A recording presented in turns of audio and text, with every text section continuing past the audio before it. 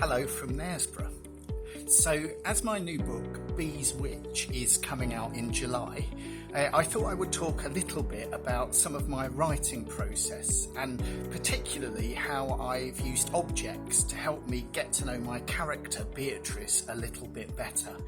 So, this is the book, Bee's Witch.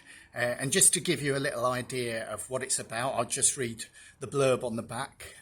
So the sort of strapline is, "The future can be rewritten." And it says, on the eve of her 12th birthday, Beatrice Crosse runs away from her adoptive home, only to encounter the ghost of England's most famous prophetess.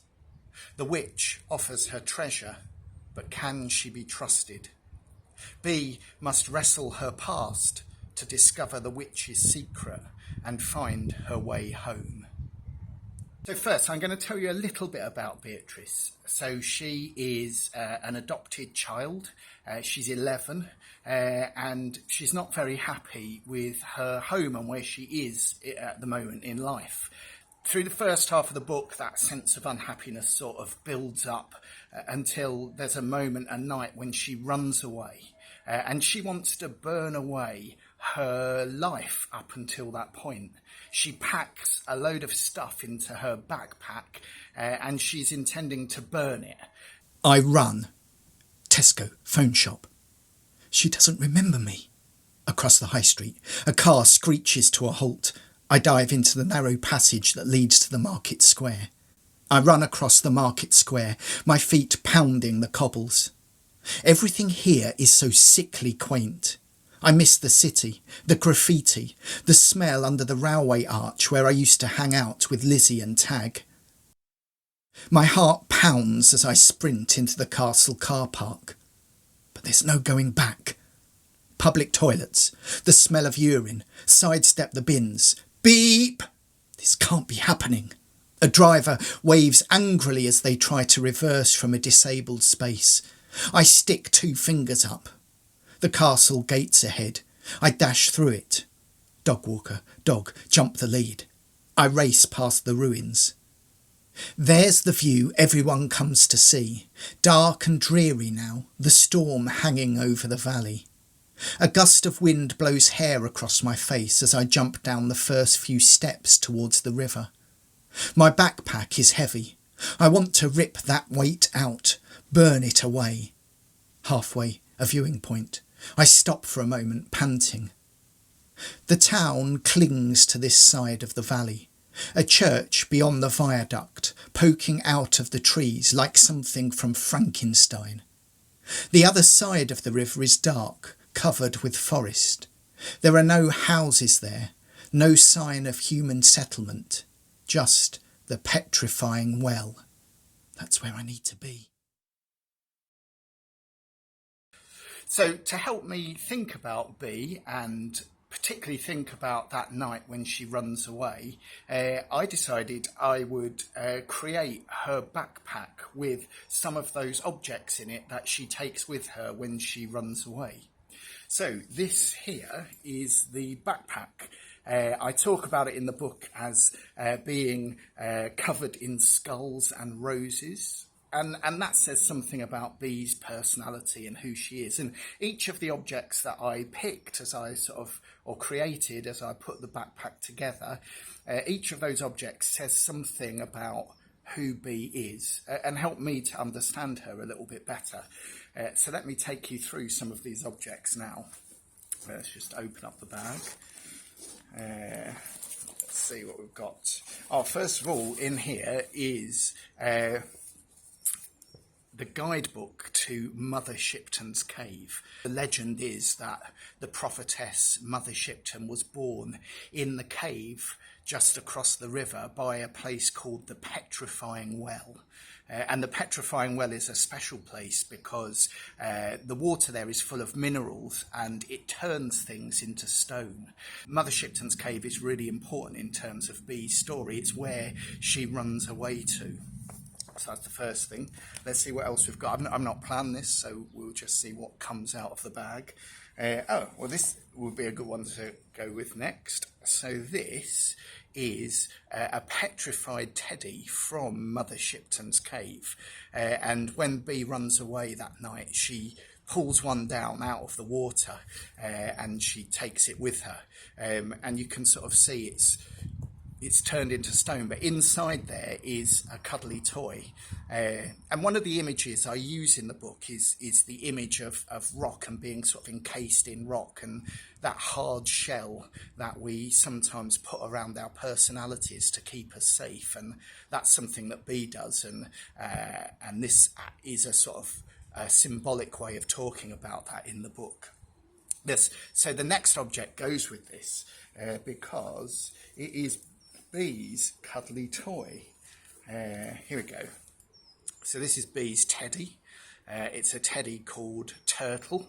And so one of the ways that this helped me think about her character is I went out to look for her cuddly toy, to think about what sort of soft toys she might have, and I looked around charity shops and sort of picking up different teddies and thinking, is this Bee's? And thinking, no, not that one, or not that, that's not quite right. And then I found this Turtle, and for me this was Bee's teddy. And again, I think it's something to do with having that hard shell and then like soft insides that says something about who she is and her personality. And also this is something that Bee could keep on her and she could put in her pocket and she could hide because being 11, maybe she feels like she shouldn't be carrying around a cuddly toy with her. So this was both said something about her but was also practical and something that she could hide.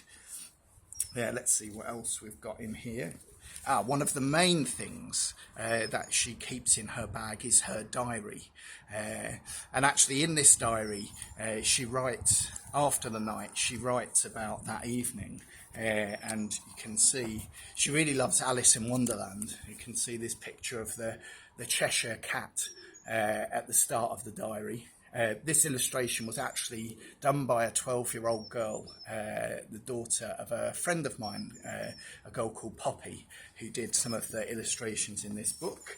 And you can see that Bee has written in the book about her life and about that night. And I guess in a way this was one of my early drafts of the book and early ways of telling Bee's story.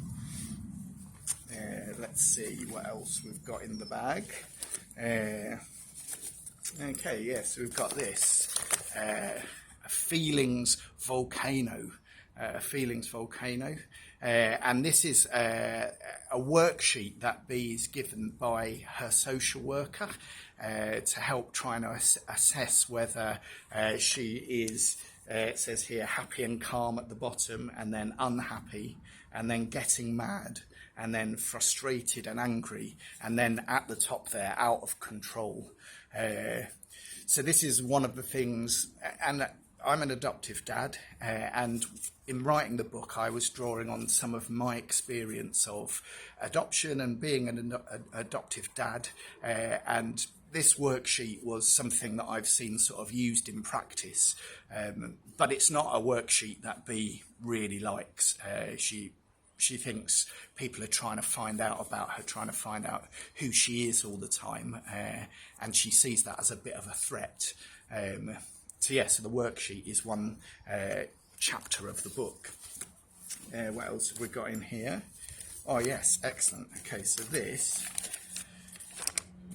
is a photo of Bee as a baby. It's the only photo she has of herself as a baby, and in the book she hasn't seen it for a little while, and she's given it, and she scribbles a memory on the paper, but you can see here that the page has been burnt away, and that's because when Bee runs away she takes matches, and her aim is to try and burn her old life, to burn it away. So that's why the page here is burnt. Let's see, let's do a couple more. What else have we got in here? I've got a card. So it's the Wizard of Oz, The Wizard of Oz, and it says there, it's your birthday. Close your eyes and tap your heels together 3 times. And then inside it says, Dear Bee, happy birthday. I'm looking forward to making a home with you and following our yellow brick road together wherever it leads. Love, Mum. And this is the night that Bee runs away is her birthday. And this is the birthday card that her new adoptive mum has got for her, because she knows that Bee likes The Wizard of Oz. Actually, Bee likes Wicked.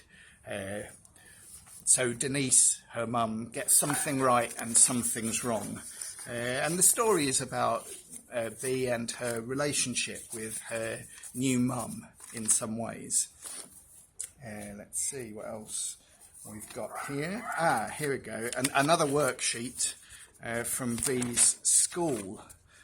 This is like a shield, and it's called All About Me. All About Me. And it's a shield you have to a worksheet you have to fill in at school that helps you think about your home and your family. And some of the things on here say you've got to put something that represents your name. Something that represents your home, something you're proud of, and a favourite thing. And I guess one of the things I was thinking about when I was doing this is the difficulty that adopted children can have in school when you have to do that work about your family and who your family are. And sometimes for adopted children that's difficult because they don't really know. They don't really know that history or that story. And Bee's Witch in many ways is about the fact that our stories are important to us. And that Bee has to, rather than burning away her story, she has to know more about it, and she has to embrace her full story, both the good and the bad, the happy parts and the painful parts. And I guess that's one of the things I was trying to say when I was writing the book. So yes, so I hope you like that little insight into some of my process in terms of using objects to think about my character. And do, if you like the sound of the story, do pre-order the book. You can pre-order it now from Waterstones or Amazon, or if you look online, there are various different places you can pre-order it. And if you read it and enjoy it, I would love to hear from you.